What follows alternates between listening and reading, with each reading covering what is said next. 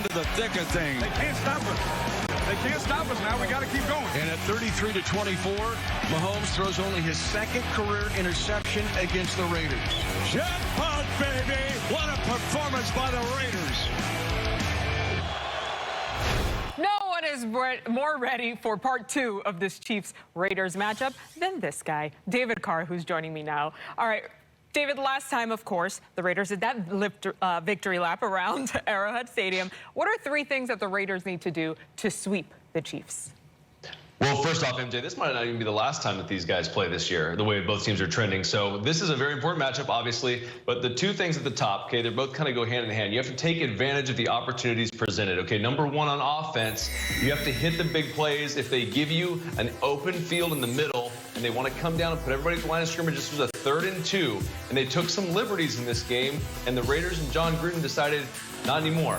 They see a flat-footed safety, eyeballing Hunter Renfrow here. The ball is going to go up over the top, and you have to be able to hit these plays. Derek makes a great throw. Ruggs running underneath it, ends up being a touchdown. And you're going to have opportunities like that again because the Chiefs like to be aggressive. Now, on the other side, every time that Patrick Mahomes has played the Raiders, he's thrown 2 or 3 turnover-worthy throws to them. Now, they don't catch them all the time, but in this game, they did. When they played him in Arrowhead, they were actually able to make these plays. Jeff Heath right here, this was the start of a pretty good second half of the season for him. They have everybody covered up. Heath's eyeballing Patrick on the backside, ends up making a great break on this. I mean, this is a decent throw, but Heath's right there in position to make a play. This was late in the 4th quarter. This ended up being a turnover. So you have to take advantage of your opportunities to beat a great football team, which is what they are. You also, point number 2, you have to control the line of scrimmage.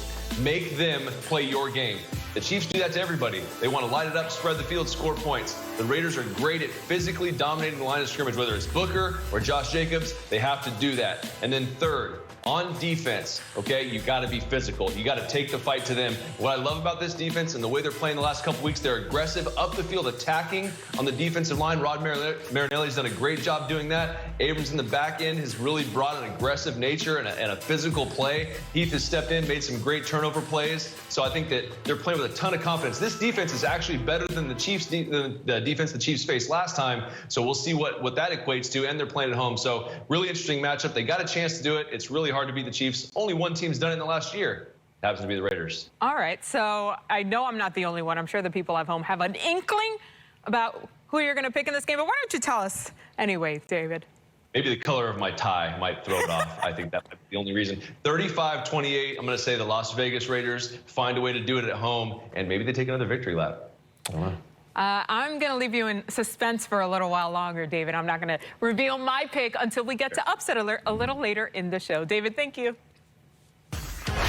Hey, Greg, you can only play For my guys who are with me tonight, David Carr, Michael Robinson, and James Jones. And we are diving into Chiefs and Raiders with a little help from Travis Kelce today. We're talking Titans and Ravens. A.J. Brown finds himself at the center of the real Mike Robb report.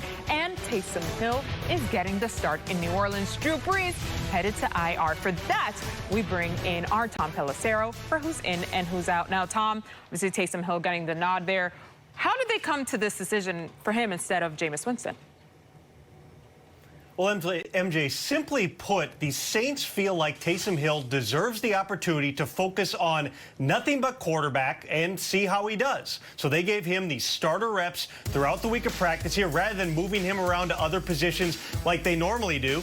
Now he gets his shot on Sunday against the Falcons. And don't be surprised if you see Jameis Winston on the field some as well. Hill has never thrown an NFL touchdown pass, and now he replaces the guy who's thrown more than anyone in NFL history. That is, of course, Drew Brees, who goes on injured reserve. That means he is out at least 3 games as he deals with cracked ribs and a punctured lung.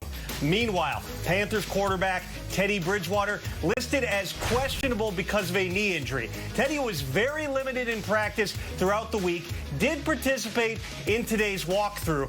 My understanding is it is still an uphill battle for Bridgewater to play on Sunday, but Coach Matt Rule says he is going to give Teddy all the way up until game day to see how he comes along.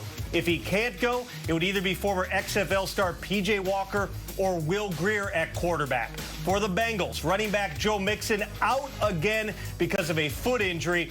Everyone I have asked has said this is not a major injury for Mixon, but this is now the 4th consecutive game that he has missed. expect a lot of Giovanni Bernard in his place once again. And as for Browns defensive end Myles Garrett, he is out on Sunday against the Eagles after testing positive for COVID-19. He would be eligible to return 10 days after he initially showed symptoms. That leaves his status up in the air for next week's game against Jacksonville as well, MJ. Oh, Tom, a lot of adjustments. Another week in the NFL. Thank you. All right, here are some fantasy factors to consider as we look at some more injuries for Week 11 across the league. Christian McCaffrey and DeAndre Swift, they are both out. McCaffrey with a shoulder, Swift with a concussion there. Meantime, Sam Arnold, he is doubtful with his shoulder. Here's who's questionable for Week 11. Drew Lock with a rib injury, Matthew Stafford with a thumb, and Sammy Watkins with a hamstring and calf. All right, let's get to our Total Access Game of the Week. I think it's two good football teams playing each other. I don't think either team likes each other that much. You know what to do, baby. Gotcha. Derek throws for the end zone, and it is caught. The Raiders win it. Patrick Mahomes, the magic show, is here in Oakland. And Mahomes deep. He wants McCall Hardman. Touchdown. Kelsey near side, over the shoulder.